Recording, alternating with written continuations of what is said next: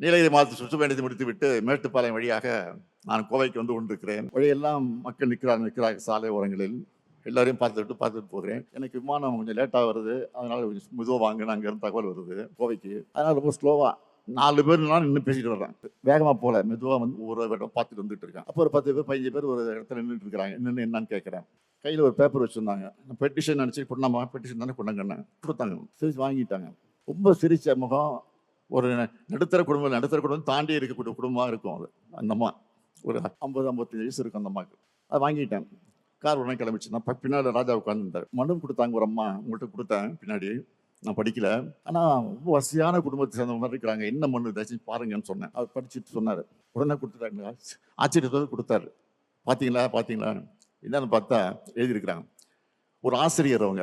ஆசிரியர் என்ன சொல்றாங்கன்னா, நான் திமுகவை வெறி பிடித்தவர். இந்த ஆட்சி பல திட்டங்களை செஞ்சுக்கிட்டு இருக்குன்னு வரிசையா திட்டங்கள்லாம் சொல்லி, இதெல்லாம் நிறுத்துறதுக்கான முயற்சி நடந்துகிட்டு இருக்கு. தயவு செஞ்சு விட்டுறாதீங்க.